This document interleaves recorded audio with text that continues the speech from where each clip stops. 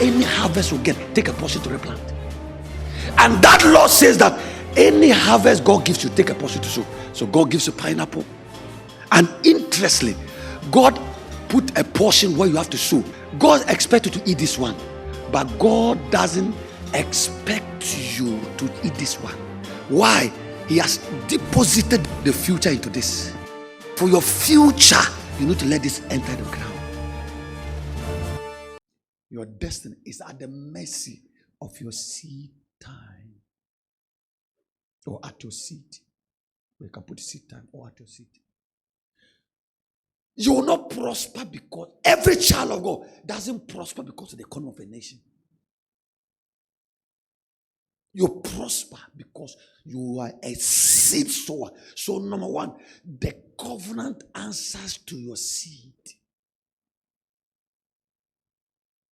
So he said, the seed shall be prosperous. The seed shall be what? So in the midst of economic meltdown, Isaac did what? What did he sow? He did what? Chapter 26 verse 10, 26 verse 12, Genesis 26 verse 12. Put a new translation. He's a planter. He said, put a new translation. So then Isaac sowed. Give me a new translation. When Isaac planted his crops. So in the midst of what did he do? He planted. So you sow, then he reaped 100-fold. In the midst of economic crisis. Verse 13. In the midst. So his future was not tied of the hardship in the life. His future was, the man became what? The man very rich man. And his wealth continued to grow. He became rich and his wealth continued to grow. Your wealth will continue to grow. Amen. Your wealth will not diminish. Amen. You will never be poor again. Amen. But what was the secret? He sowed. He was what? A planter. Go back to verse 12. He was a planter. He was a seed sower. So in the midst of economic meltdown, you must be a seed sower. Why? You don't pray for harvest, you sow. Why? This one is inside this one. So if this one will go into the ground, this one will come. If this one doesn't go, this one doesn't appear. You can pray. Look, come, look, and shake, you will die. Prayer will frustrate you. Prayer will frustrate you. Anybody who is struggling, not making it, check whether he's a seed sower. How can somebody who want to harvest and has not planted and still want to harvest, how will it happen? Can I ask you a question? You don't have a mango plant in your house and you want to harvest, how will you get it? You steal. Some of you want to steal. God says so, you don't want to sow. So I want kingdom prosperity. God said, anytime you come into my kingdom, sow. So Paul said in Message Bible, 2 Corinthians 9:6, he said, those who store stingily, there are stingy sowers. Okay, let me read from here before you go back to message. Remember this. A farmer who plants only a few seeds will get a small crop. Will get what? Small crop. But the one who plants generously will get a generous crop. So the reason why you are not harvesting is not determined by anybody. It's determined by you. Who determines the harvest? The farmer. The farmer. The farmer. Who determines the harvest? Farmer. The farmer. The more you sow, the more you harvest. So look at what you read here. Now. Remember, a stingy planter gets a stingy crop. A lavish planter gets a lavish crop. Oh, I love that scripture. Stingy, super glue, hands tie, boxer woman, boxer man, come to church. He eat plenty. Within the week, 100 Monday, 100 Tuesday, 100 Wednesday. By Friday, he has killed 600 or 500. Let's assume 600 for the week. But he came to God and gave God 5 CDs, 2 cities, 1 city. Wicked man, stingy planter. Stingy. Stingy. You ate 500. That one, this stomach took 500. But when you came to church, you gave God 1 city, 2 city, 3 city. Stingy planter.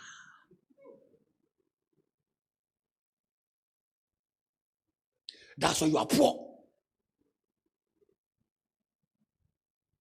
Next week, what I'm going to show you, I'll finish next week news. I will show you why some people don't get rich in the kingdom. This week, this month, I'll be teaching you with all my heart. I have practiced it. No, I am not. Look, I have practiced from 0 level to where I am now. I have never borrowed. Since I got to know the truth 70 years now. I've never begged anybody. Today, the check I have dropped, the money left my account is no more than 1,000. I'm excited. Next week, I will drop again. I'm a dangerous planter. That is why I can't be broke. And those in this church who have been planting well, you see their life is getting better. And those who are stingy, sister,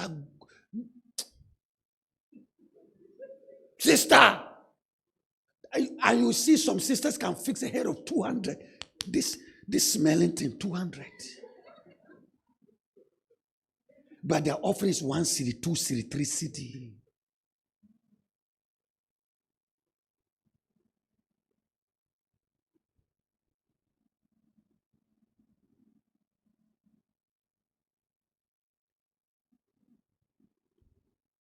For you to prosper, number 4, you need God first mentality to provoke supernatural wealth. God first mentality. What do? Make God your priority. Make God your priority. In kingdom investment. I call it God first mentality means what I call an incurable addiction to God. Brutal dedication to God. Hope you say bravo, don't mind. Incurable addiction. That's what some of us are doing now. When I get money, God first. When I get money, God first. When I get money, God first. My wife used to think I'm wicked. Now her mind have changed. Because most of the time, those days, when we got married in initial state, I'll get the money, plant to the things of God, plant to the things of God, sow into the things of God. She didn't understand me. I think I've married a wrong man. Get money, drop into the things of God, do this, do this. Look, I'll go hungry to finance God's project. I go hungry to finance God's. That's what I am. And immediately your mind shift God first mentality. Forget. Anything can change your life. You'll beat down your colleagues hands down. You beat down your colleagues. Can I hear you? Hands down. Pastor BMO said, when they started a church, as young preachers then, some are buying cars, some are buying lands, some are doing this. He was promoting the gospel, promote the gospel. And some are laughing. You get money instead of buy a car, he will put in the gospel. Instead of doing, you put the gospel. Instead of doing. Now, when they put those colleagues who are enjoying car and him, it's like a sea and a cup of water. The man is gone. Levels that you can't explain. That's why God first mentality. You see, if you don't have God's first mentality, you can never give properly. You can never give properly. No, you can't give properly. You don't have God first mentality. Give it with people.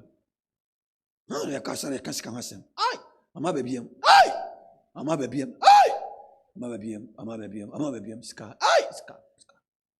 You may mention money, your heart is changing.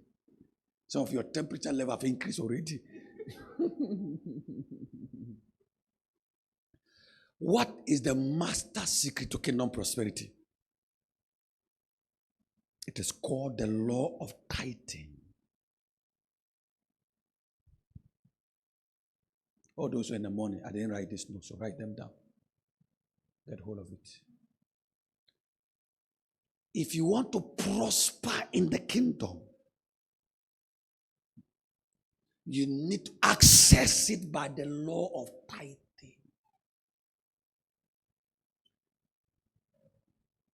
Hey!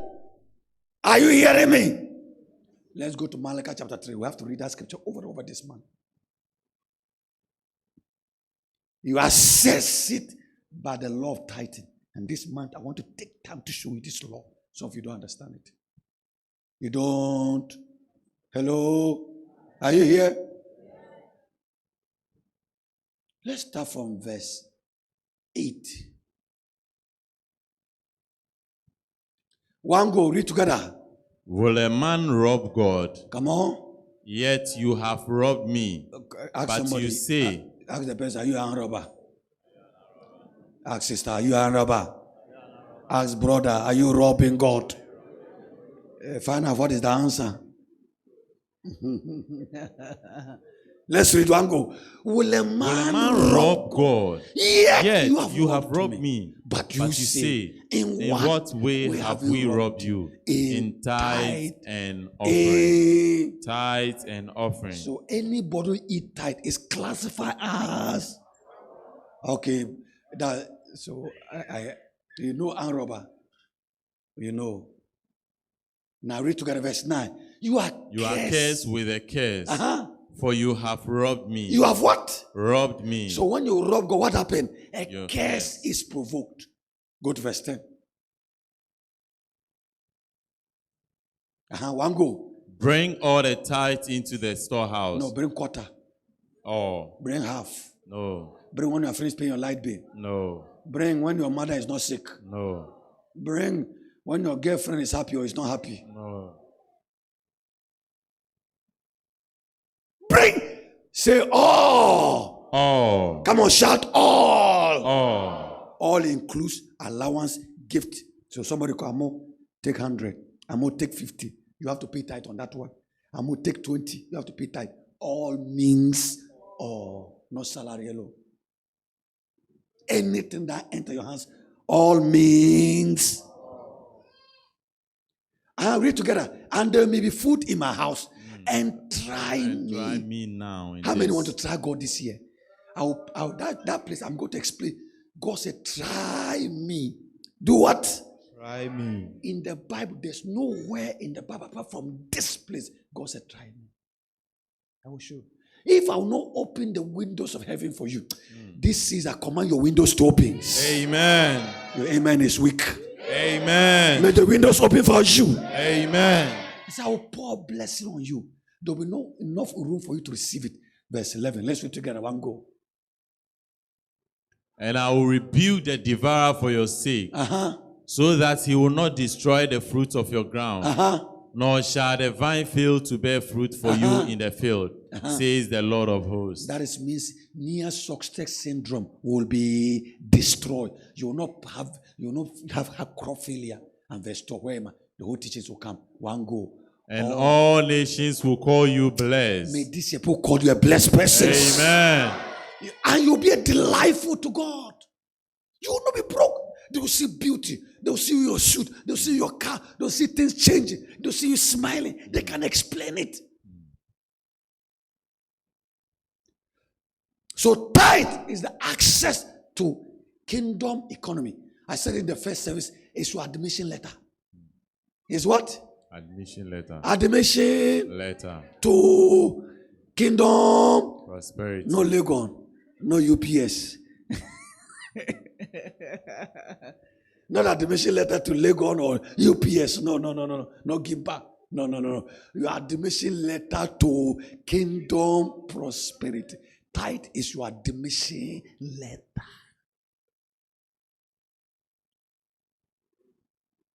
So you want to prosper? You want to prosper? Can I hear you? You want to prosper? Yes. It's your admission letter. It's your admission letter. Tell somebody, do you have the admission letter? Ask the brother, do you have it?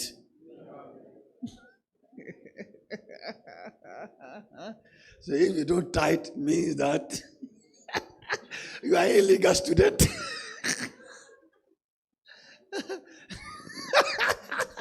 You're what? An illegal student.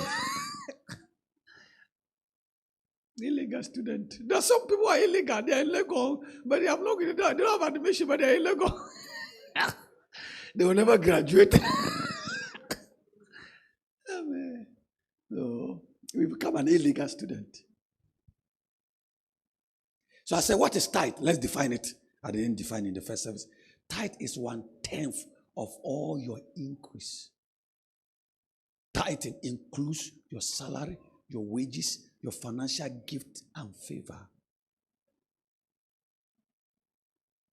Tithing is a demonstration of your obedience to God. So God said, every time I give you, bring me 10% back. It's a demonstration that God, I will obey you for this instruction. Your financial future is tied to it. Your financial destiny is tied to it. Your financial tomorrow is tied to it.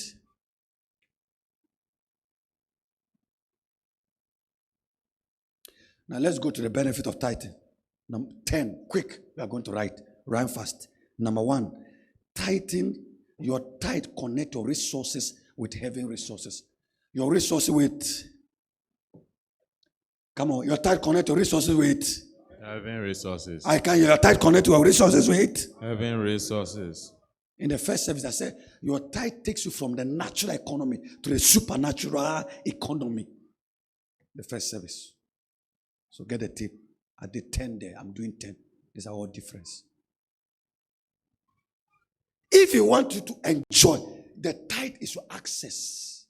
No, put this one. So don't worry. No, I'm just quoting for them. They'll get it. It takes you from the Babylonian economy to the supernatural economy. It takes you from where? Come on. It takes you where? The Babylonian economy to the supernatural economy. So when you tithe, you are choosing financial systems. Number 2, you eat the best of the land. Can I prophesy to somebody? Yes. This year, the best of the land will locate you. Amen. Number 3, it releases the angel of prosperity to follow you. For instance, prosperity is an angel. Stand up, my son. Stand. Yeah. You see this man? If you start tithing, I know the business is doing, deal with air conditioning and other things. Immediately you start tithing, an angel will start following him. He will start getting contract. He will start getting supply. He will start doing things. Prosperity will start flowing. Because that angel will go and connect. And he's rich. Somebody need to bless him, will bless him. Somebody need to help him, will help him. Now when he doesn't tithe, the angel disappears. He's using human strength. And that's where the suffering begins. You do like this.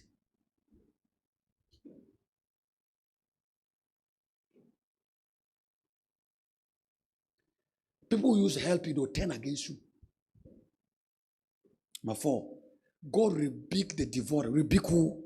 The devourer. What is the devourer? Sickness, calamity, breakdown, car breakdown, attacks, disappointment. That's the devourer. Because I will clear them away. Number 5, it provokes the blessing which makes rich. So last month I did a lot on the blessing. The blessing settle on you. The blessing settle on you. Just come on you. Money begin to flow. Number 6, people will delight in you. You get favor, attraction, attention. Favor, attraction, attention. People like you. Money cannot pay for favor. Money can pay for favor. One favor can people just like you. I got to the airport yesterday. I was coming from a country and policemen were following me. And I was happy. Policemen follow me. Never check now. As I joined police escort, they were holding my bag, they were talking. I was happy. Big boy now. Big boy. Big boy.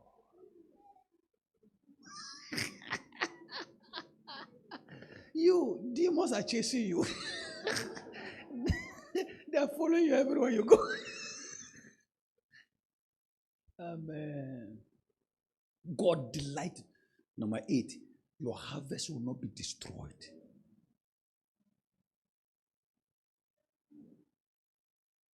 So if you get close, then something will happen. You get close, something happen. Your harvest is being destroyed. And number 8, supernatural ideas and wisdom. Supernatural ideas and when you start tithing, your brains begin to work strange things. Your thinking level will change. Your behavior will change. Everything will change. Your management skills, the way you handle money, the way you handle people, everything will change. You see wisdom at work.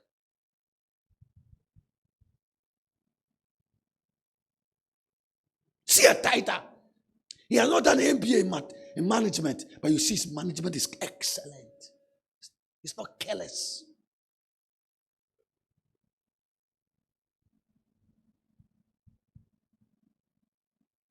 So all those of you don't tithe.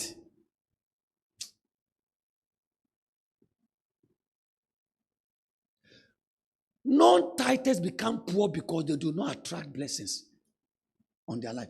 I told you next week I'll do it. Why people don't get a blessing? Non-tithers are poor. Non-tithers are poor. Non-tithe payers become poor because they do not attract God's blessing on their life. Their life is dry. Sakola life. No blessing. Your destiny is not at the mercy of the economy of your nation. In fact, your destiny is not controlled by who's in power. Tomorrow one waist. Hey, that is my waist. It's my legs. That is my hair. Trouble. Calamity everywhere. Why? You are not tithing. How? So, what? You see, make it a priority. Make it what? Every money you get, make tithing number 1. It is God first mentality. God first mentality.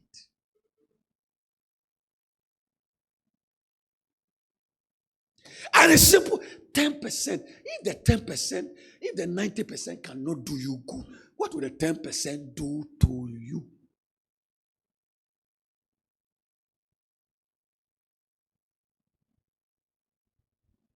And finally this morning, how do you make your tithe produce? How do you make your tithe productive? Number 1, do it willingly. I can't say I'm a cat. Make a tiabi, Miss Maka tiabi, metia. I didn't man take a pastor by count, metia. You are doing because Prophet Adongo will talk, your daddy will talk. You are a failure. You are not willingly. They also bring a tithe and squeeze your face. They are taking my 10%. Do it cheerfully. If I want you are giving to God, your teeth must come out. When your teeth is not out, God thinks you are Osama bin Laden. You want to bomb everybody. Number 3, do it consistently. Your tithe will not deliver until it is consistent. Until it's what?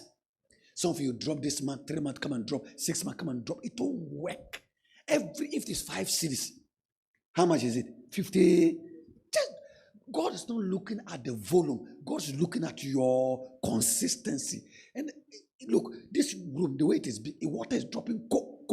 What will happen? It will fill this place the same way. It's the consistency. You got 10 cities, bring me 1 city. God is not saying, bring me volume. He said, do it consistently.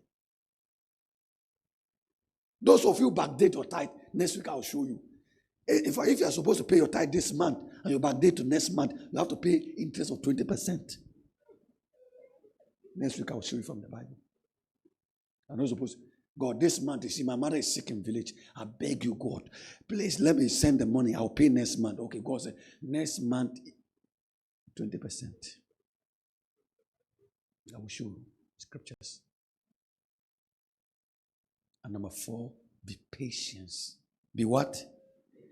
Don't do everything in the kingdom. When you are in haste, you won't get results. When you are in haste, you won't get to. Look, fasting, it takes time as you begin to pray. No tree grow one day. Have you seen one tree that just woo to one big tree before? Start small, water, 10 years, 20 years. In fact, every tree, when you see all these mango, neem trees you have seen, some of them are 50 years old now. Before it became big, it was very tiny, but it's a process, patience. I gave tithe last week, I didn't see anything. I gave another tithe last, I didn't see anything. And I gave another tithe, I'm not going to tithe again. Okay, keep your money. Patience.